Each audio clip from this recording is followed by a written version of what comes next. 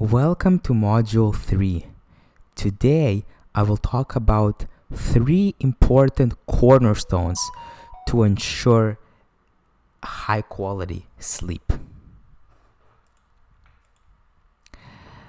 I will talk about food in the first part.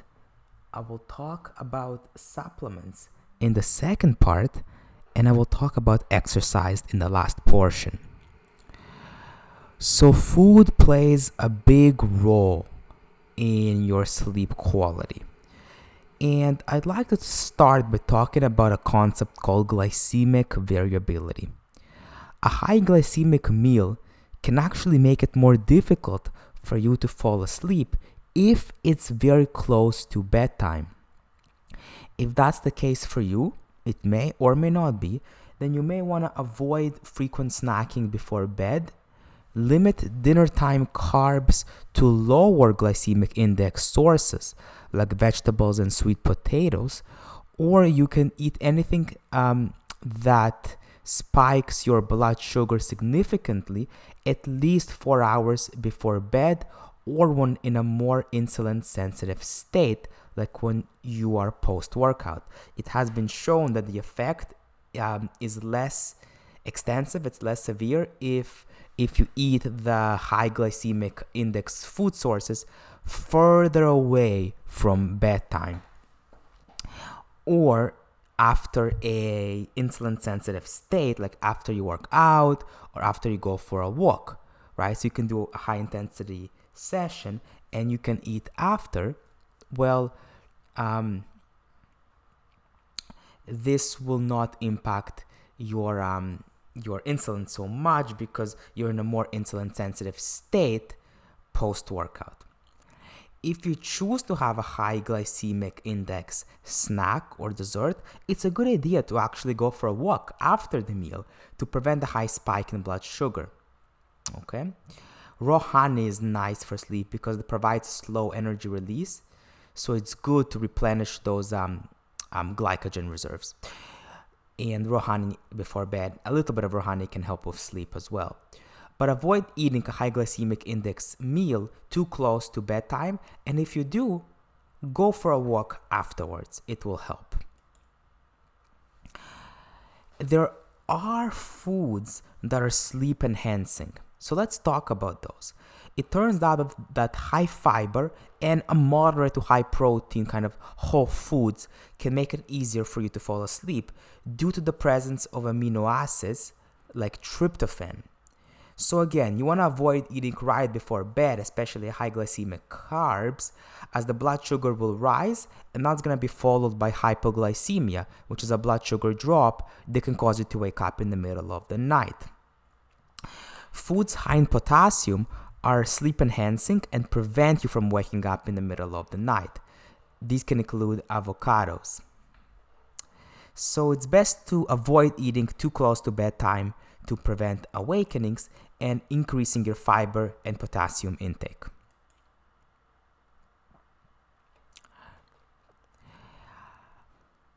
Things that can help, I outlined in this slide. Cold water fish, like salmon or mackerel, contain vitamin D and omega-3, which have both been shown to regulate serotonin levels, which are essential for sleep. Vitamin D can also help you, and omega can help you get into deep sleep. Vitamin D can help you remain awake and prevent awakenings throughout the night. Both of those can help with sleep. And of course, increasing serotonin levels, which are important. High fiber is important too and has been linked to a reduction in insomnia, and it helps people fall asleep faster as well. Kiwis are great for increasing melatonin levels and also improving sleep quality and quantity. So if you want to get that deep sleep and improve your sleep quality, try a couple kiwis before bed. Tart cherry also helps raise melatonin like kiwis and promote sleep therefore. Nuts are great for promoting melatonin release. Crackers, milk, bananas, and rice. I don't think particularly that these foods are very healthy. They do help with sleep, but I wouldn't recommend cracker just for the health reasons. Or I'm not a big fan of milk either, but you can have a little bit. Yes, because we know the whole grains help with sleep. Bananas, I personally like green bananas, which are less of a sugar bomb and more so like resistant starches. But those can also help with sleep. So yes, I've written some good combinations in the bottom, like wild-caught salmon and tart cherry juice, or sliced kiwis along with roasted veggies with nuts for fiber. Right, because you can add roasted veggies and you can have fiber via the form of nuts. You can also have some legumes or carbohydrate sources for serotonin secretion as well, right? And that's why carbohydrates help with sleep, is because they release serotonin. But again, I would prefer eating slow release carbs like sweet potatoes, for example. A great snack would be some nuts or nut butter, as well as raw honey, all of which help promote melatonin release. Remember, nuts are great for fiber and they have melatonin, both of which are associated with better sleep. And you can also drink guava leaf tea, which can help keep you full at night as well. Flax seeds are great. They have omega-3, they have fiber, and they increase tryptophan levels, both of which improve serotonin levels needed for sleep. So that's a great. So that's really, really great before bed, as it will increase the amount of serotonin, which we know is important for sleep.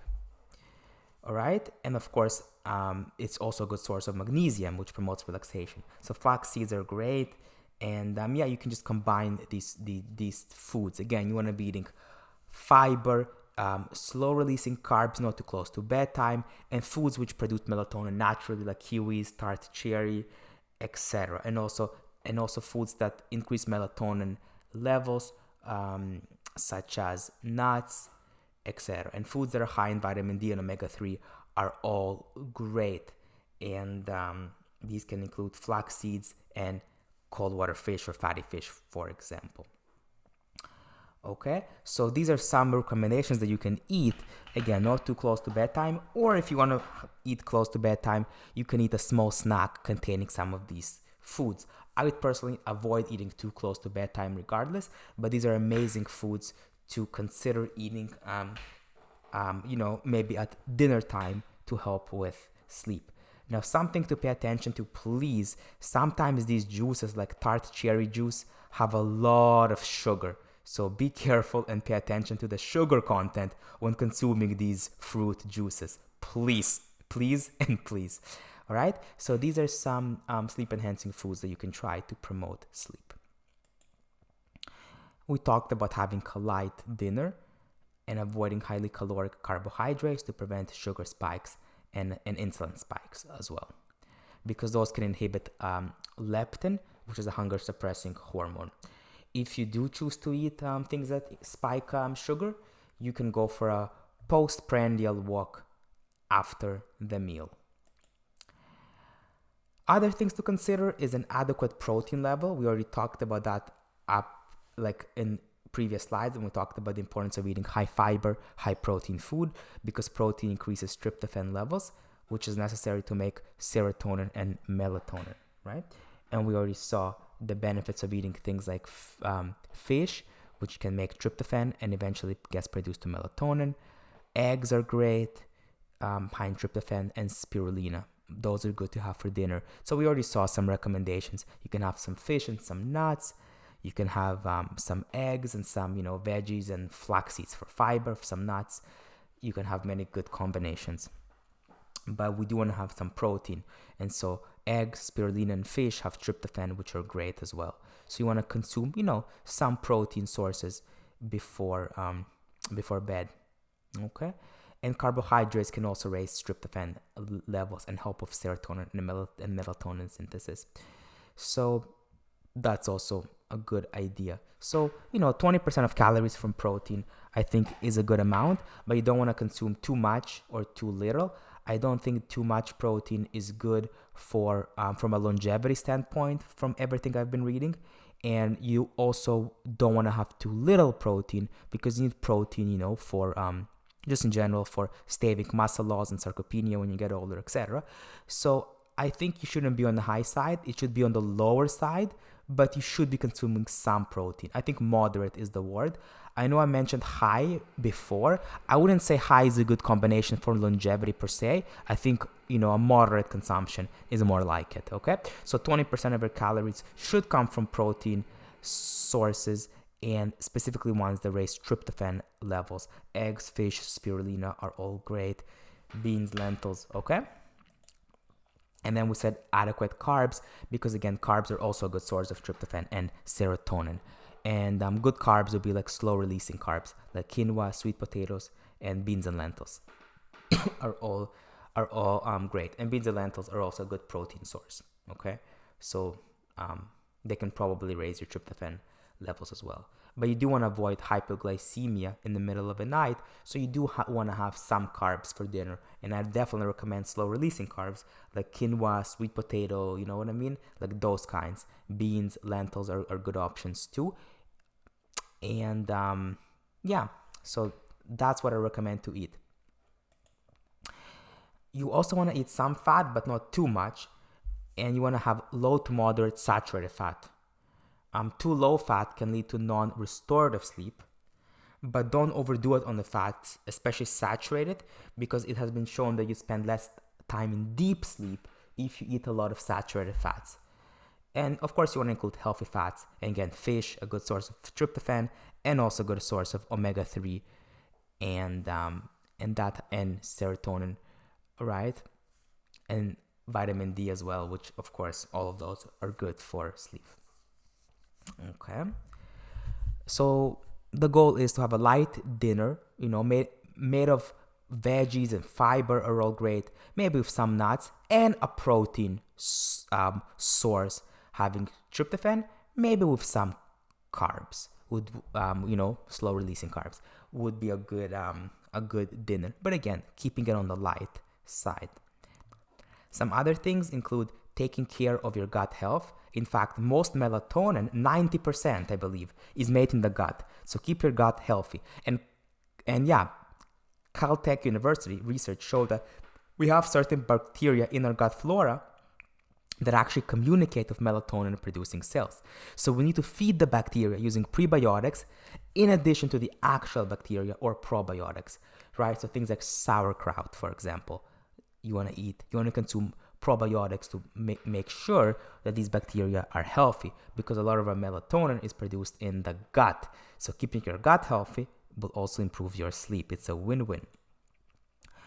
Other things to keep in mind is to avoid too much caffeine before bed, because caffeine works by blocking adenosine receptors that make you feel drowsier. So normally adenosine accumulates before bed, but what caffeine does is it masks tiredness, so you don't feel as tired before bed because you block adenosine receptors, so adenosine can't bind and make you feel tired before bed. Caffeine also suppresses melatonin, just like bright blue lights. So of course that's not a good idea, considering how important we saw melatonin is in module 2 when we looked at hormones. And you need to wait 6 to 8 hours to remove half of the caffeine from your system, because that's its half-life. And a study showed that even 6 hours before bed led to subjects losing a full hour of sleep, as caffeine is a powerful stimulant and it has a long half-life. So not all of it was gone, and subjects literally lost an hour full sleep, whether they took it, I believe in the study, 3 hours before bed or 6 hours. So a good idea is to stop drinking caffeine around afternoon or after maybe 2 p.m., okay? And I would avoid it, especially if you're sensitive to it as well. Caffeine is great in the morning though. I love caffeine personally, but I would avoid it before bed, okay? And also a good idea is to add L-theanine if you choose to have caffeine in the afternoon or later, to avoid the jitteriness of caffeine if you have it later in the day, like in the afternoon, for example. And lastly, alcohol can affect your REM sleep and your deep sleep as well. So that can impede with memory processing and prevent you from feeling rejuvenated the next morning, because alcohol messes up with your REM sleep, okay, and also your deep sleep, so you don't get memory processing, so you don't process your memories and you forget things, and that's why you get a hangover. So avoid a lot of alcohol. And Michael Bruce has a tip: for every glass of alcohol, you consume a glass of water, right, to kind of flush it out. In part 2, I'd like to talk about supplements. There are many supplements that are conducive for sleep.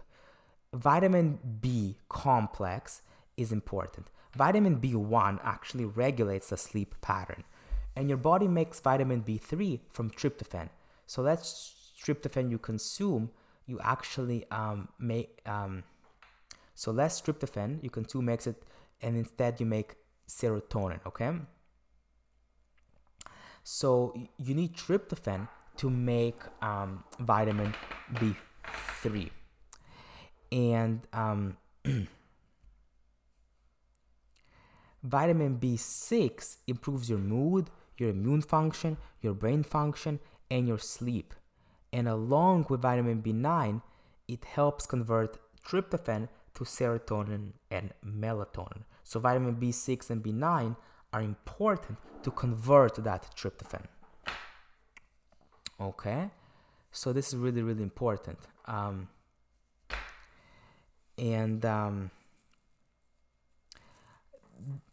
And again, your body makes vitamin B3 from tryptophan. So if you don't consume enough tryptophan, you're not going to be able to make the conversion. From all of it is going to be made converted to B3. And so you need to have enough tryptophan so that you're going to have some residual, and vitamin B6 and B9 then help convert that tryptophan to serotonin and melatonin. So ensure that you get enough tryptophan, but also B6 and B9 to make that conversion. And vitamin B12 helps actually make melatonin, which is like the end goal, and is an important regulator of our circadian rhythm. So again, you definitely want B12, and you want to take B6 and B9 along with your tryptophan. The good idea is to supplement with a B complex, and that has all the vitamins, right? Organ meats are also a great natural multivitamin with all the B vitamins, so you can take organ meats as well if you want to. You can take a multivitamin, or you can just take a vitamin B complex supplement, right? You can buy those, just vitamin B complex, or as part of a multivitamin, or as part of an organ meat supplement, right? Which is going to have the B complex. So that's the first thing I recommend for good sleep. The second one is tryptophan, and we saw that vitamin B6 and vitamin B9 are required to convert that tryptophan into serotonin and melatonin. And tryptophan is important because, again, it's going to cross the blood-brain barrier and be converted to 5-HT, which is then going to be converted into serotonin and melatonin. And we saw the importance of B6 and B9 for that, right? As well as B1 to regulate your sleep cycle rhythm. Now, you may need to supplement if you already take it. You may not need to supplement if you already take it, but if you don't, you may want to supplement, right? And how can you get tryptophan? By eating adequate protein as well as some carbs for dinner, because we saw that get converted into tryptophan. Things like quinoa, things like sweet potatoes, things like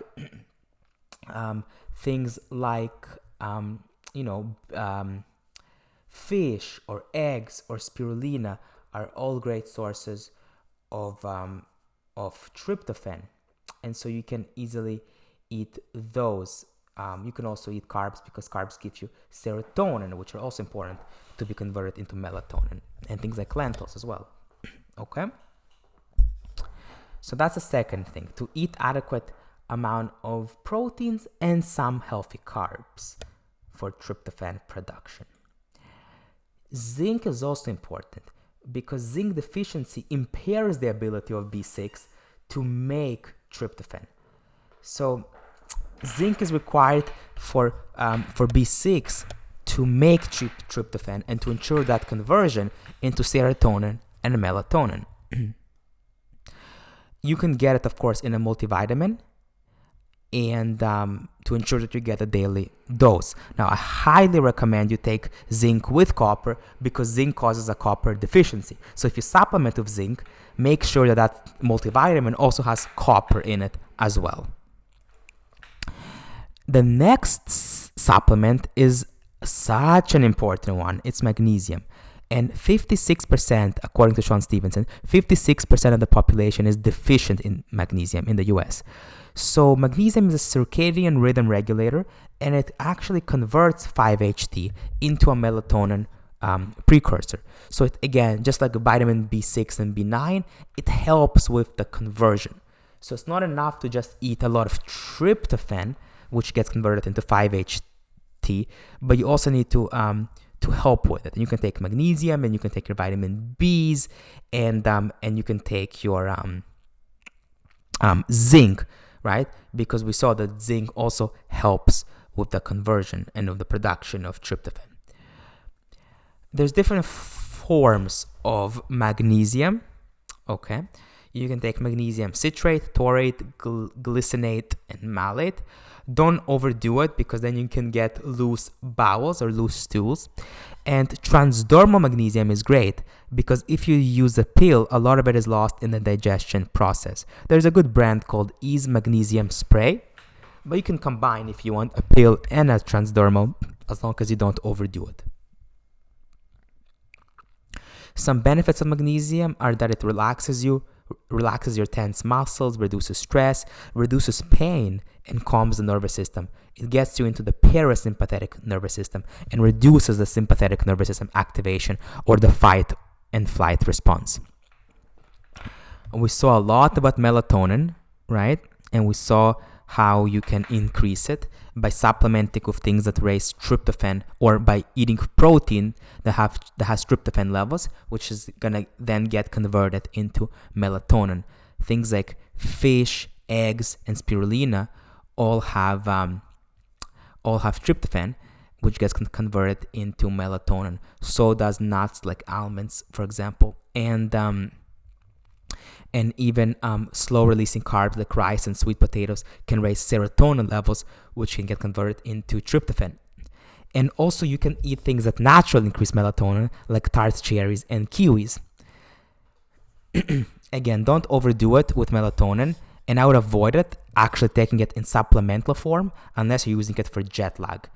For day-to-day life, I recommend increasing melatonin levels naturally by eating tryptophan sources that we talked about and slow-releasing carbs, as well as natural melatonin sources like tart cherries, without the extra sugar, please, or kiwis, okay? And melatonin is actually made by the pineal gland, and it gives a sedative effect, helping with sleep. The next tip is L-theanine. L-theanine helps reduce stress and promote relaxation while helping you be alert. It crosses the blood-brain barrier, and it reduces SNS, or sympathetic nervous system activation, and induces relaxation, helps reduce cortisol and stress hormones. So that's amazing before bed to calm you down. You can actually also add it to coffee to reduce its jittery effect if you're thinking of taking coffee later in the day. And L-theanine is found naturally in green tea. So taking green tea in the morning or during the day is actually great to promote sleep. I wouldn't recommend to take green tea before too close to bed because of its caffeine content, but you can actually supplement just of the L-theanine before bed to induce relaxation and to reduce stress levels and stress hormones like cortisol. We talked about 5-HTP, which is a precursor to serotonin, which can then be converted to melatonin. So you can take 5-HTP in supplement form to increase melatonin levels before sleep. And studies actually show that in combination with GABA, it has synergistic effects, helping you fall asleep faster and improve sleep quality. We'll talk about GABA, but GABA is also like a relaxant and has sedative effects to promote relaxation and sleep. Vitamin D is a natural hormone of which a deficiency is linked to poor mood, muscle pain, and even issues of sleep quality. Deficiency is also linked to poor sleep and cardiovascular disease and a lot of other chronic disease. Vitamin D does so much more than being that sunshine vitamin.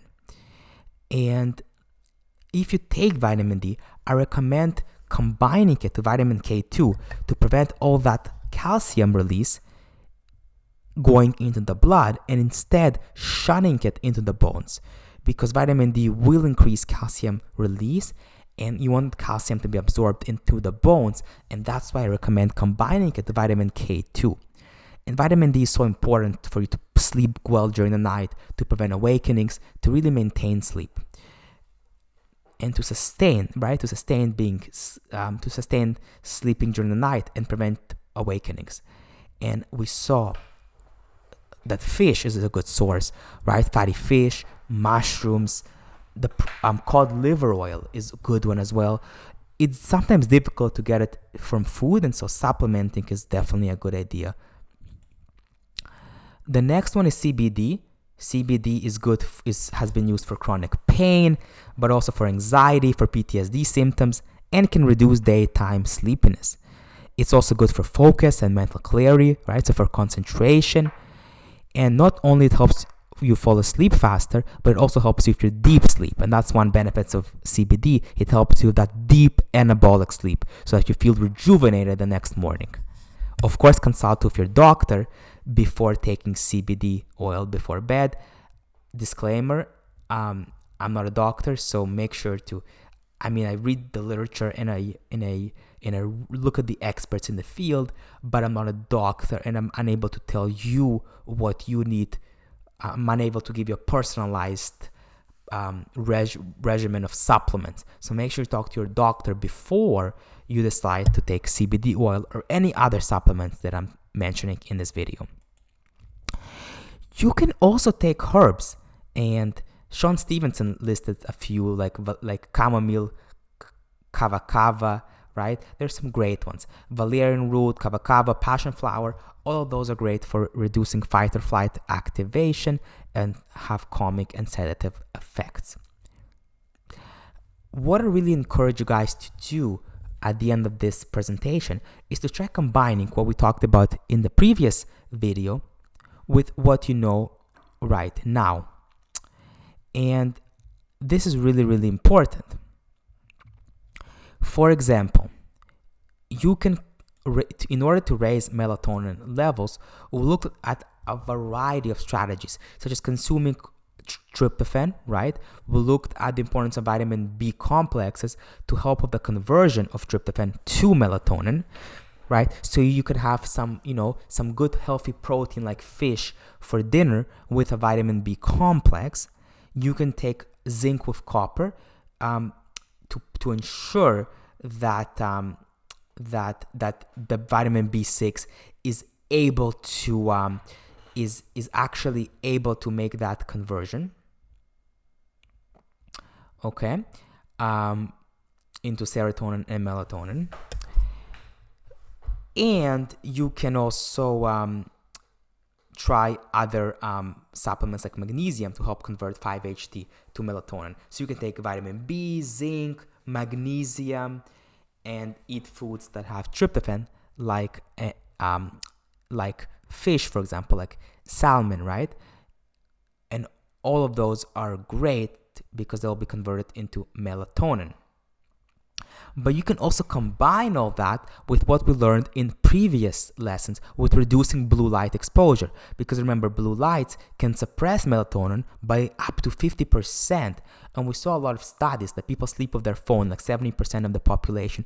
So by reducing blue light exposure before bed, or using blue light bulbs that filters, or bulbs that filter blue light, or wearing blue light blocking glasses, combined with what we're learning here with natural ways that you can increase melatonin through food, is a great way to ensure sleep quality, especially if you track it with an Oura ring, and you'll see that your sleep quality improves because you get more melatonin. Okay, so you can combine different strategies that we're learning right here, like taking zinc magnesium, and vitamin B along with tryptophan, as well as reducing blue light exposure, right? Or you can also try other supplements that we're talking about here, like vitamin D and maybe some relaxing teas with some relaxing herbs like kava, like chamomile, etc. So you can combine these strategies. All right, the third part of this module, the third part of module 3 is exercise. We know that physical activity can improve sleep onset and sleep quality. There are 3 ways you can use it to your advantage. The first way is using exercise in the morning, and 30 minutes of morning exercise at around 65% VO2 max at a moderate intensity is a good idea.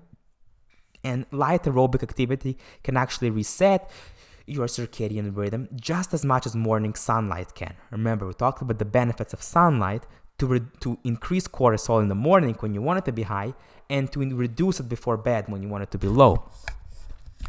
A light workout is better than an intense one because an intense workout can actually make you super hungry and increase cortisol levels too much. Also, it makes you ready for a harder workout later in the day. And Ben Greenfield mentions that a light workout is better in the morning because it can prepare you for a high-intensity workout later in the day. Now, Sean Stevenson actually mentions that Appalachian State University showed that people who exercised at 7 a.m. in the morning actually slept better at night, had deeper sleep, and had a 25% decrease in blood pressure. That's crazy. Versus controls. I'm talking about systolic blood pressure. So they activated the parasympathetic nervous system, which is conducive for sleep. So morning exercise is great. And he actually recommends doing a bit of more intense exercise in the morning. And that includes things like a rebounder or a power walk, or even doing a Tabata set. But I would agree that you don't want to do too much of an intense workout in the morning, because what happens is your core body temperature, you're actually most primed for a more intense workout in the evening, as long as you don't do it too close to bedtime. Having said that, I do recommend doing a little bit of an intense workout in the morning, or maybe doing a longer moderate intensity session, because that helps you to reset your cortisol. It gives you something called a cortisol reset, and that helps with balancing the hormones to ensure that you get high quality sleep later in the day. Because what happens is, not only you get a cortisol reset if you work out in the morning, and that of course helps you get the hormones right, that also helps you build up that adenosine storage we talked about, the same one that caffeine blocks. And by building up the adenosine stores, you're able to sleep better throughout the night. So if you exercise in the morning, you already get a head start on that adenosine tokens, if you will, to ensure good quality sleep at night. And you can also walk in the sunshine, right? And so that you get the circadian shift from both the aerobic activity, which increases cortisol, but also the morning sunlight. You can also walk the dog, you can bike, or even do some yoga outside, and that's also great. Longer sessions can even help combat sleep deprivation. And so you can do a longer session of a moderate intensity, or shorter high intensity sessions combined with moderate intensity sessions to increase adenosine storage and to reset your cortisol. Having said that, I also recommend you to have a main workout saved for the afternoon or for the evening, because that's when your body is most primed for it. And that can also help you improve your sleep and onset latency. But of course, don't do it right before bed, because then you're going to raise your core body temperature too much. I recommend to wait like 4 hours if you can. That's amazing. And that will be great. Again, it will help increasing that adenosine buildup to help with sleep. Avoid working out right before bed, as it can be overstimulating, and things like magnesium salt baths are also great for relaxation, muscle recovery, and melatonin production before bed. And hot baths also help your body cool off, but don't have it right before bed, but wait 1.5 hours before sleep, because that gives your body enough time to cool down. And magnesium, we saw, is great for relaxing tense muscles, promoting relaxation, and even increasing melatonin levels. So for implementation, what is one food that you can implement or remove for better sleep? What is one supplement that you can try using to improve sleep? And what is one way that you can use exercise to your advantage to get a good night of sleep? Some suggestions include, for a food that you can use, is tryptophan to increase melatonin levels naturally, or taking a vitamin B complex along with zinc to help that conversion. You can also try taking magnesium as a supplement to promote relaxation and to promote the conversion. Oh, and by the way, vitamin B and zinc are also supplements, so that would answer the second question. And then for the last question about exercise, you can try exercising early on in the sunshine to have a cortisol reset to promote sleep and to improve sleep latency, so that you're able to fall asleep faster as well. All right, and actually try implementing those recommendations, right? So actually think of a food that you can choose to promote sleep, right? That can be fish, for example, to increase tryptophan levels naturally, or maybe you can have some nuts for the same reason. Actually think of a supplement that you can start taking. That can be vitamin B complex or zinc to help the conversion of tryptophan into serotonin and into melatonin. And how can you use exercise to your advantage? You can exercise throughout the day to build up that adenosine storage, and especially in the morning to get that head start. All right? All of these things can help improve sleep quality a lot. And I got the reference page as well right here if you want to look at it as well, to look at some of the sources that I've been using. All right?